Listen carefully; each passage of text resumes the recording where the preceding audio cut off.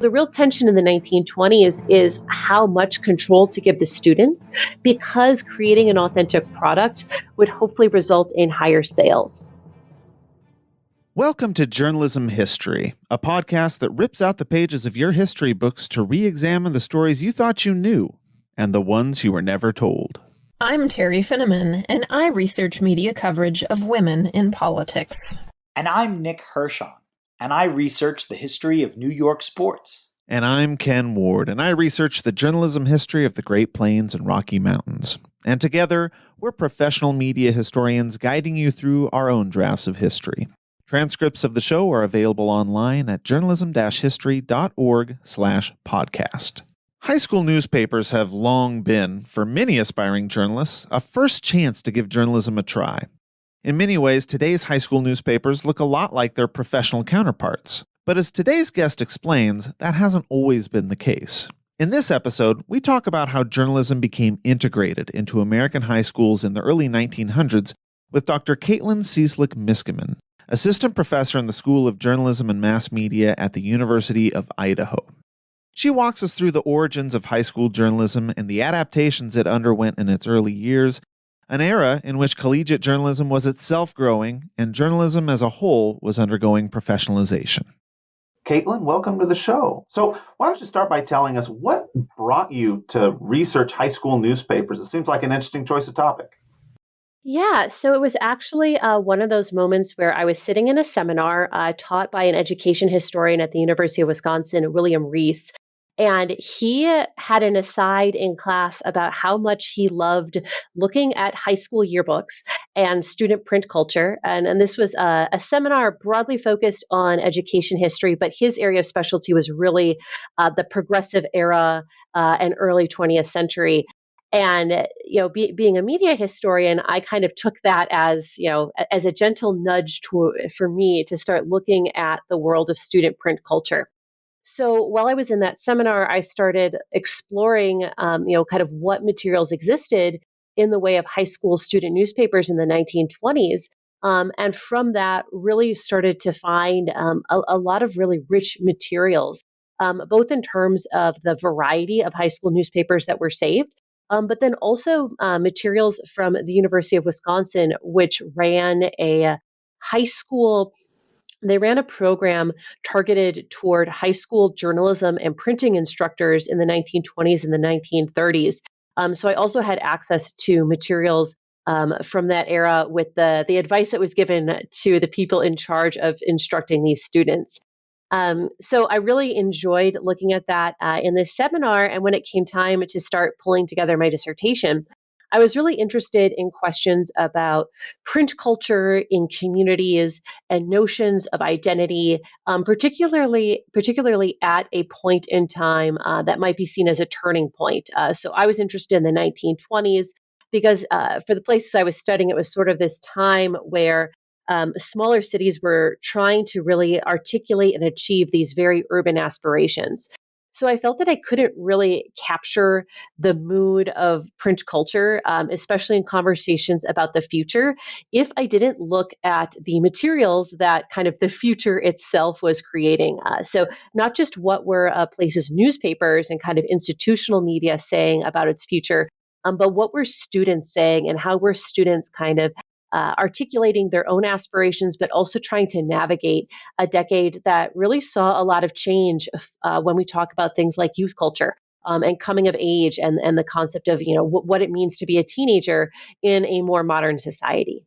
Sure. So you get to the 1920s eventually. What was it that led to the start of high school journalism, right? Because if I remember right from your research, it starts a little bit earlier than that. Why did high school journalism start spreading in the early 1900s? So high school journalism exists. So it really depends on what we count as high school journalism. If we look at, if we take a very broad view and we're looking at kind of any material produced by high schoolers, regardless of its content. So if we look at, more of like these literary journals, those had been produced by high schools dating back to the 19th century. What happens in the early 20th century and really starts to spread in the 1920s is the confluence of a couple of things. So number one, just simply more students start going to high school in the 1920s. enrollments really start to increase across the board. So before that, high school had really been an experience that was saved for the children of the elite. It wasn't really an educational experience that many students got to partake in. But in the 1920s, more students start going to school, so enrollments themselves are expanding. So that's kind of trend number one. Trend number two is that, quite simply, it gets cheaper to produce print products.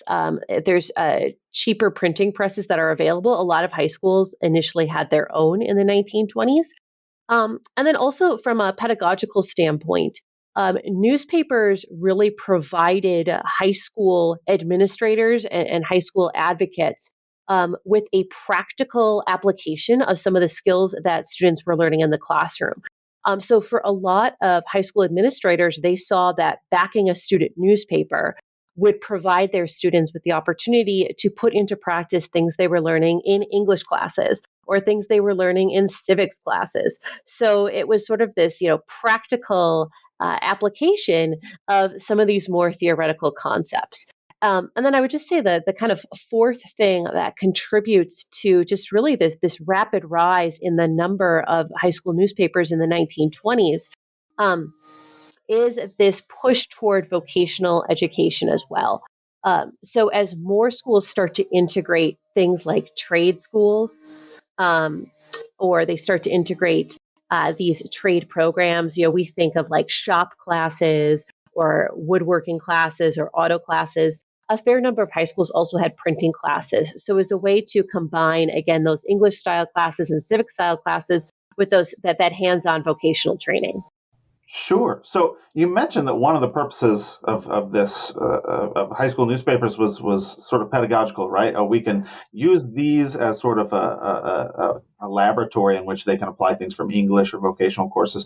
What were some of the other purposes that these schools or that these papers had for their schools? Were there other things that the high schools were trying to use them for? So one of the other uses of the high school student newspaper was for publicity purposes. So several high school administrators saw an opportunity to use the work that students were producing on these newspapers and treat the student newspaper as a type of publicity tactic. And these were recommendations that high school administrators were getting in a lot of publicity manuals that were published during the 1910s, the 19-teens, and the 1920s.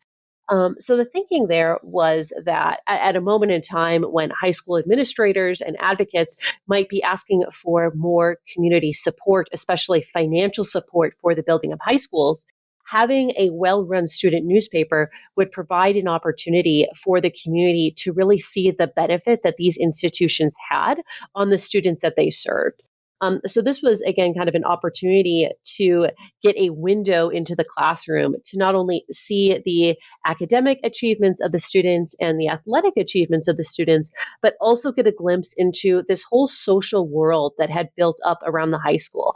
The clubs, the organizations, the theatrical performances, the charity fundraisers.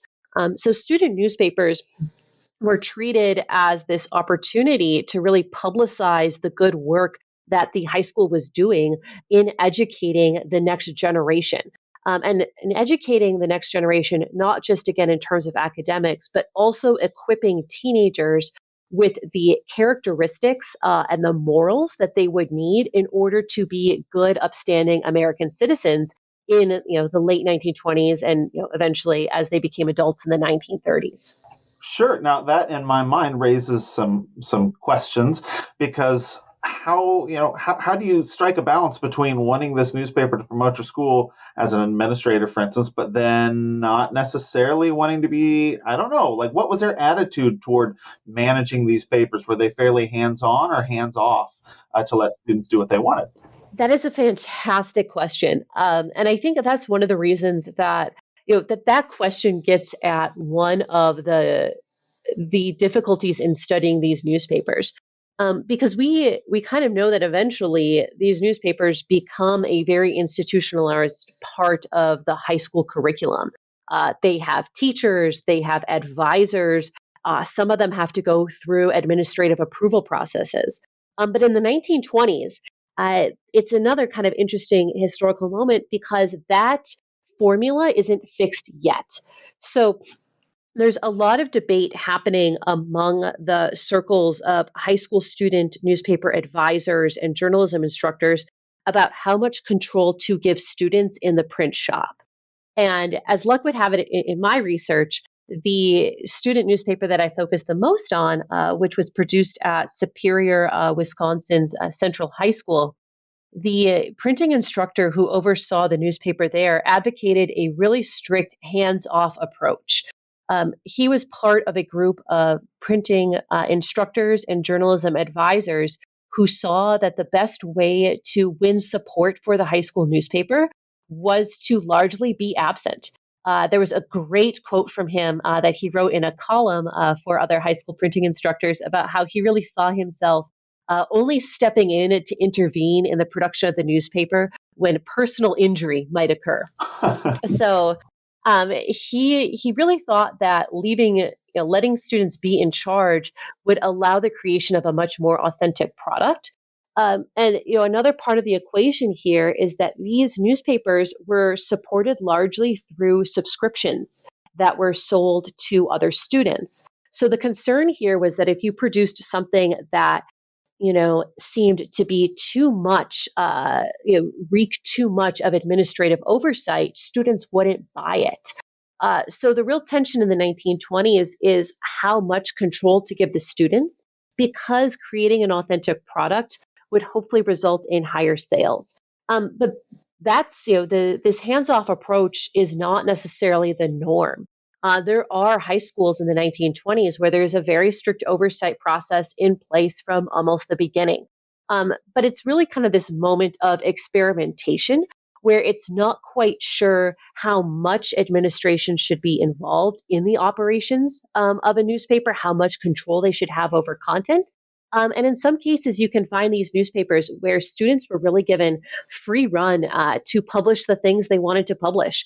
And to criticize the teachers that they wanted to criticize. In the case of Superior, Wisconsin, the students often critiqued the decisions made by the school board in the pages of their newspaper. So they can become these really interesting spaces to see a different perspective on the events of the 1920s unfold. But again, it's really a case-by-case basis.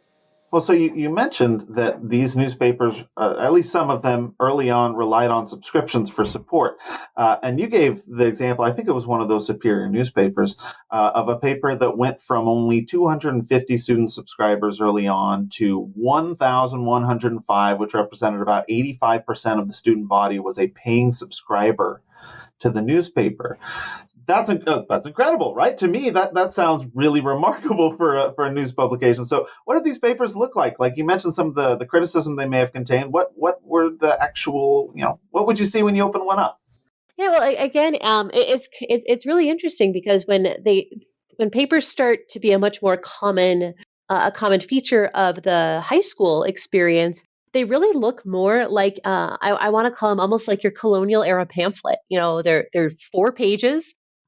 They're very crude in terms of their layout. They are jam-packed with text. There's not a lot differentiating one story from the next. In the case of a lot of these high schools, the newspaper started as an extracurricular activity. There wasn't a formal education program tied to it.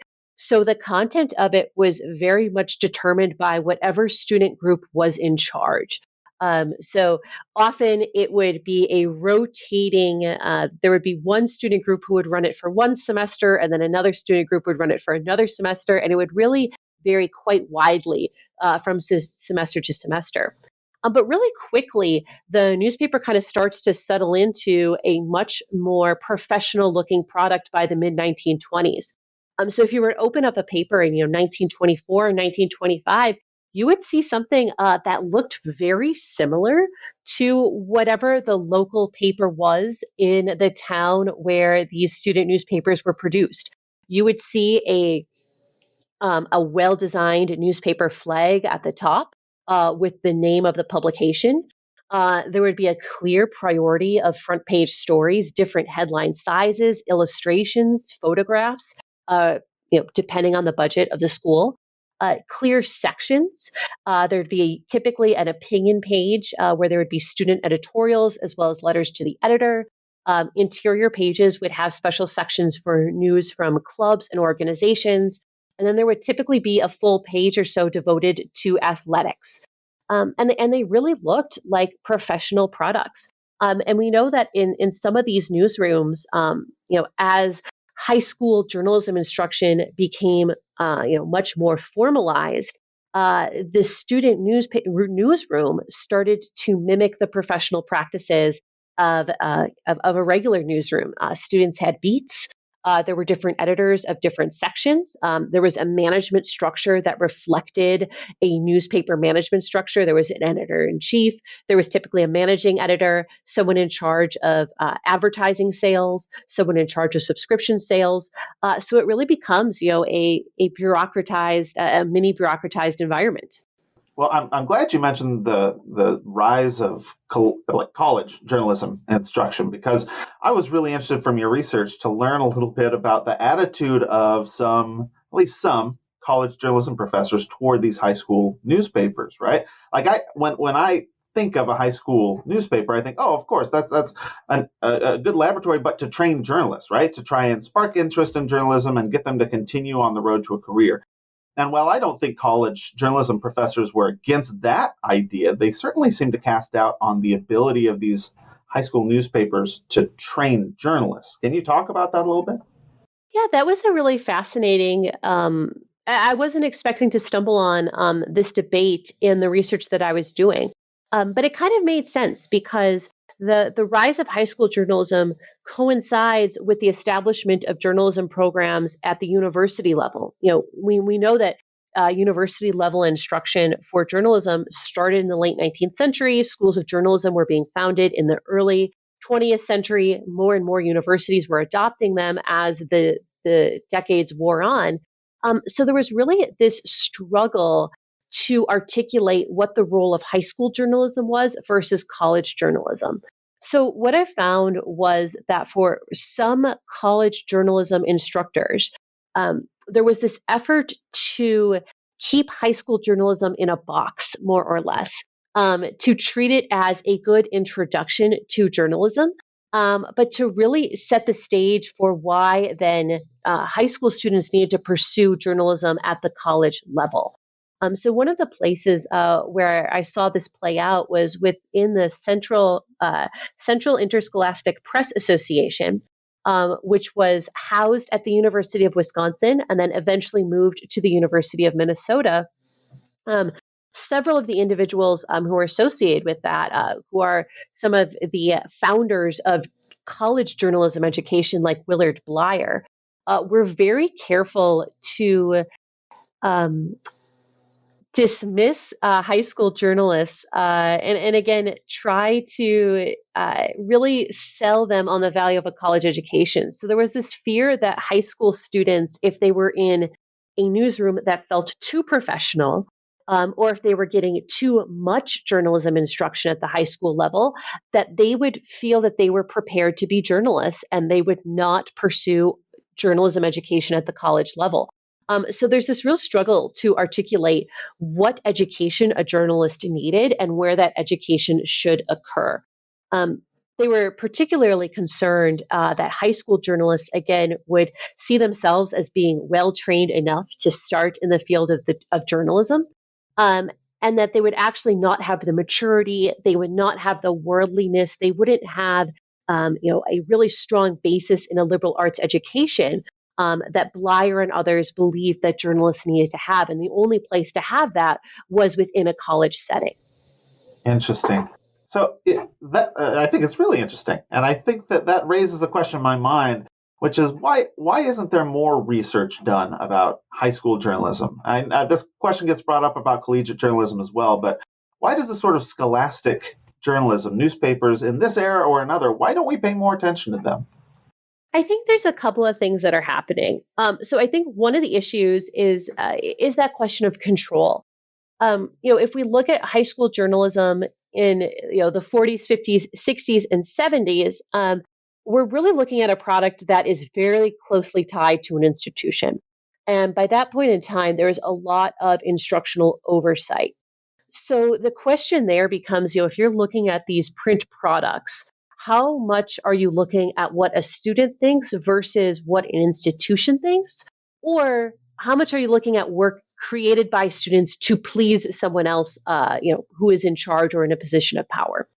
And so I think that makes it really tricky to look at these because it's hard to disentangle the motivations of the students producing them from the motivations of the individuals who, for better or for worse, funded these programs and made sure they had a place in the school. And there's just not a lot of records that exist that give us insight into some of the curriculum decisions that were made at the high school level and debates around instruction of journalism. I think one of the other reasons that we tend not to look at high school newspapers is that, at least within the field of education history, the student experience has been something that has been largely deprioritized in favor of studying questions related to the institutions themselves, bigger questions about curriculum development. And recently, a lot of historians have been making strides in trying to look at the student experience and to kind of resurrect the voices of students. But it's been more of a top-down versus a bottoms-up look at how education plays out in the United States. And I think that is, that's not something unique to education history. Communication history, journalism history, we all struggle with trying to centralize the voices of the readers or look at the audience. And it can be really tricky to look at the people who these products were created for, because we do tend to be limited a bit by what we can find available in archives. But I'd really encourage anyone, especially anyone looking at questions of power, even an interest in alternative media outlets and kind of underground publications, to take a look at student publications. Because the other really neat thing about student print media is, yes, there's sort of this institutional overlay, but high school students are high school students, and if you're lucky and you can read between the lines, there are very subversive jokes that get through publication that can find themselves in newspapers. High school yearbooks are a fascinating site where you can see both an institutional narrative clash with an alternative narrative. If you have the time to look through annotations in yearbooks and see, what were the memories that people wrote when they wrote autographs to one another. I did have a chance to look at some high school yearbooks. And the version of high school present in these yearbooks, if you just looked at how people signed each other's yearbooks, was very different. There were a lot more parties present in these yearbooks than the official institutional record would have you believe. But they are a tricky product to make sense of because they do have kind of all of these intervening forces. But they are, like I said, that they're worthwhile because as we start to think, especially about these questions of power, these questions about control, advancing narratives, we don't just have a world of readers who are 18 years and older. There's a lot of people consuming media, at a much younger age. And I think we would all do well to look at how they experienced media and how they experienced things like newspaper by taking a look at where they first encountered, newspapers and journalism and where this instruction all began.